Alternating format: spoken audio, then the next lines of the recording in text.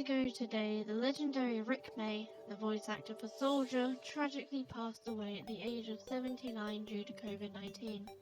It's hard to believe it has been half a decade since we lost him. Let that sink in for a second.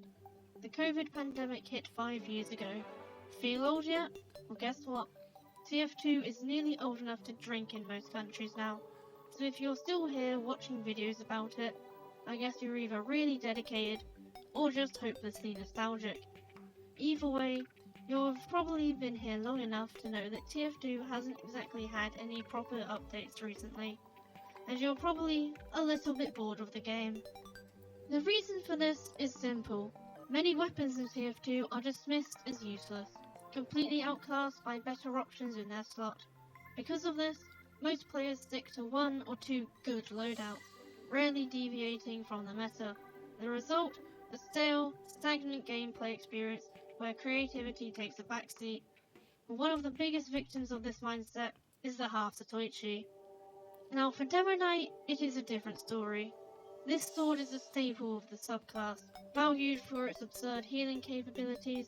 It lets you dive into risky fights and walk away unscathed, thanks to the massive health it provides on kill. Combine that with guaranteed critical hits and the high speed shield charge, and it's no surprise Demo Knights love it. But for some reason, the Half Zatoichi is also equipable by the Soldier. Oh, Soldier, there's something I need to give you.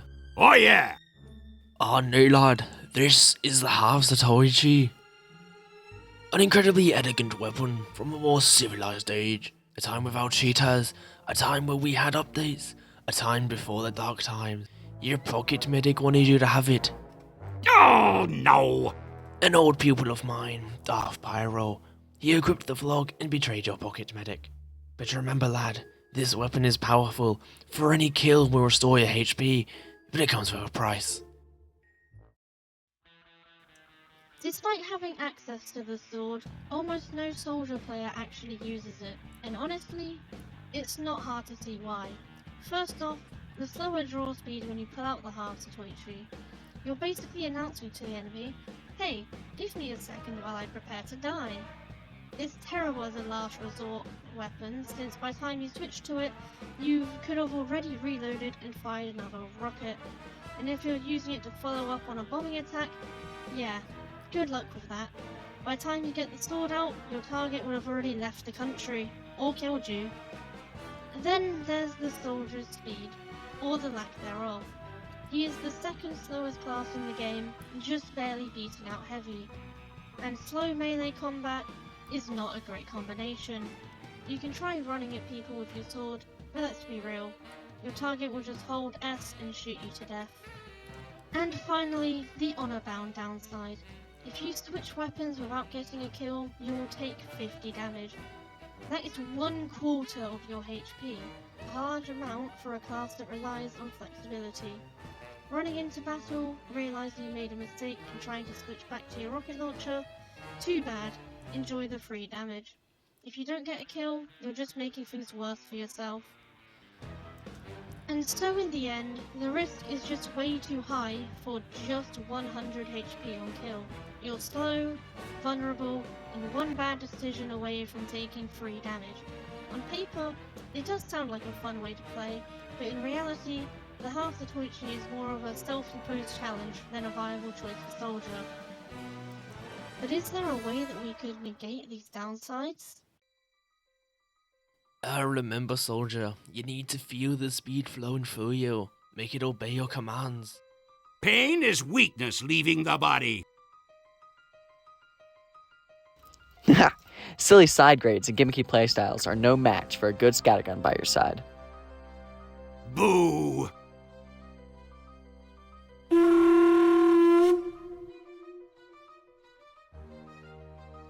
Booyah! Hey lad, that's good. You've taken your first step into a larger world.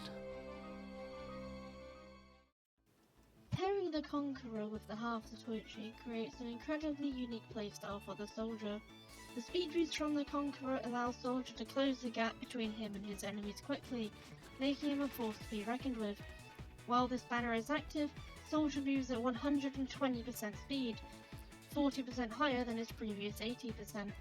This places him as the second fastest class in the game, right behind Scout. And this speed boost is key, as it allows the soldier to chase and kill enemies in melee combat, not allowing them to escape. The way to use this would be similar to that of a Demo Knight charge. Use it and then run in towards your enemies. Kill them and then run out, or continue to put pressure on. But that's not all. With the buff, any damage dealt heals you for 35%, which means you're healing roughly 22 HP per swing. And this is huge, especially when you're diving into enemy lines, as it helps keep you alive for longer and makes the aggressive playstyle a lot more sustainable. On top of that, the Conch also provides a passive healing buff even without the charge. When you combine all of this, speed, healing and damage, you've got a soldier who can run in, deal damage, get kills and walk away with his health mostly intact, and sometimes even higher than how it started. Just like a Demo Knight using the sword, it's an aggressive playstyle that rewards you for getting up close, taking down hordes of enemies while making you an unstoppable health tank.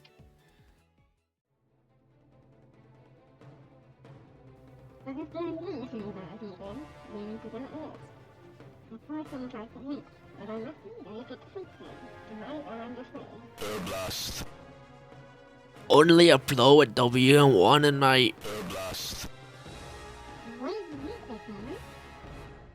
You can't win, Pyro. If you strike me down, I shall become more powerful than you can possibly imagine.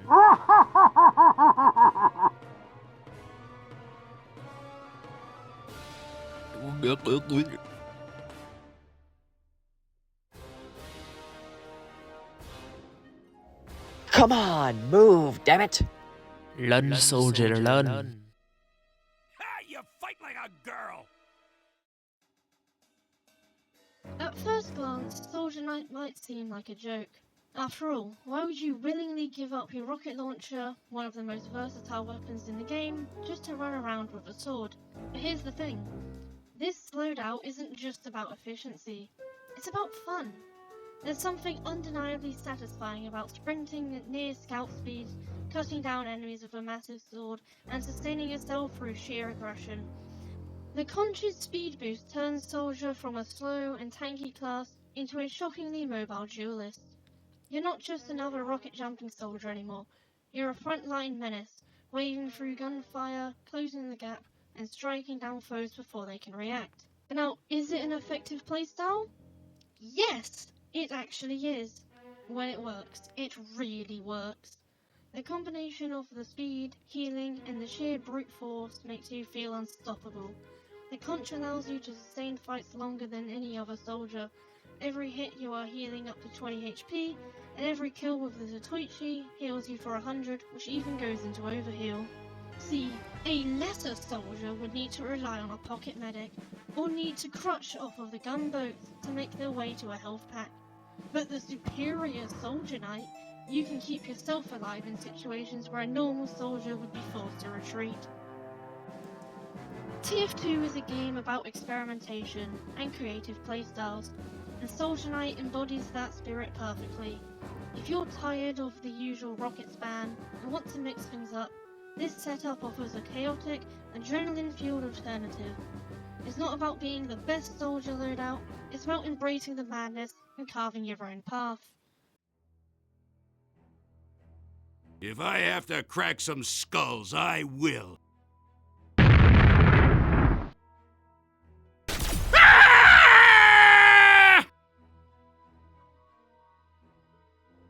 We have you surrounded, at least from this side. Alright, you're all clear, kid. Go for it. I am ready. I'm not worried. You got this, kid. Just remember, don't take your eye off target.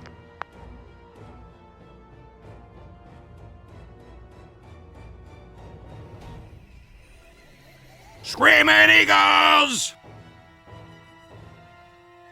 Great shot, kid. That was 1 in a million. You were good, son, real good. Maybe even the best. And what makes this playstyle even more flexible is that you aren't locked into using just your melee weapon. Unlike Demo Knight, who has to rely on melee combat, you still have the option to play as a regular soldier. Sure, if you pull out the Zatoichi at the wrong time, you're stuck with it until you can land a kill or die. But that's the key. You never have to make that decision. You can keep your launcher out, play at mid-range like a regular soldier, and switch to the Zatoichi when the opportunity presents itself. And when the time is right... But now that begs the question, which launcher should you use? The obvious choice for this playstyle is the stock rocket launcher, or whichever reskin you prefer. It's the most consistent option with a balanced clip size and high damage. You don't have to worry about any weird gimmicks or any downsides, making it the safest pick for charging your conch while still dealing reliable damage. The black box is another strong contender. Since it provides healing on hit, pairing it with the Conch and Zatoichi means all three of your weapons contribute to your survivability. However, the downside is that it only holds 3 rockets, making it harder to build your banner meter as quickly as you could with another option. If you can manage that limitation, however, it can be an excellent choice for more sustained heavy playstyle. The direct hit is a high risk, high reward option. It deals more damage, meaning you can charge the conch faster, but it requires better aim and makes spamming for damage less effective. If you're confident in landing direct shots, it can be a solid choice, but it will demand more precision than the other launchers. The Liberty Launcher and the Airstrike both offer higher projectile spam potential with their increased clip sizes, which sounds good for charging your banner, but ultimately they fall short due to the lower damage per rocket, which means it would actually take even longer for them to charge up your meter. However, they are still somewhat viable. And as for the rocket jumper, yeah, we're not even gonna bother. Since it doesn't deal damage, it doesn't particularly help you much with charging your conch, which defeats the entire purpose of this subclass. If you're running the rocket jumper, you might as well just go full meme and swap the conch for the man treads and use the market gardener instead. So at the end of the day, stock is your best bet, but really any launcher can work if you play around its strengths. It all comes down to playing what you're comfortable with.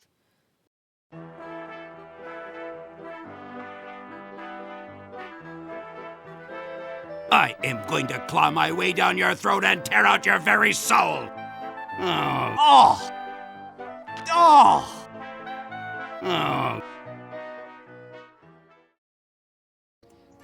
And the best part about this loadout is that the conch doesn't just affect you, it affects any teammates nearby, giving them the increased speed and health on hit as well.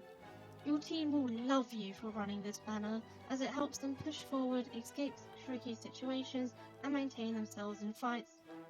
Of course, you could play around your teammates, supporting them like a true tactical leader, or you could just pop at the conch and run off on your own, using it purely for your benefit. It's your choice after all, who's going to stop you. But if you want some real advice, knight together strong. If you can team up with other soldiers using this loadout, you can keep the momentum going indefinitely.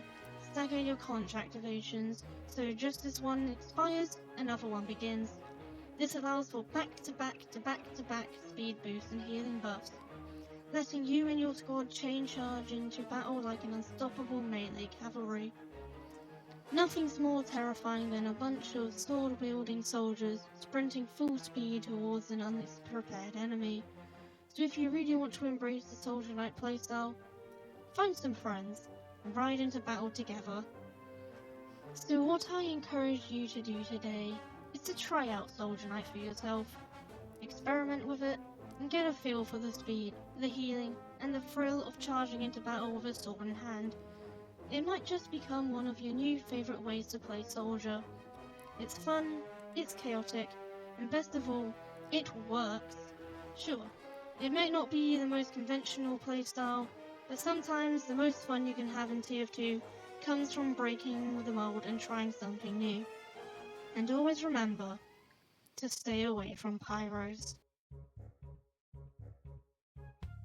Did I get anything wrong?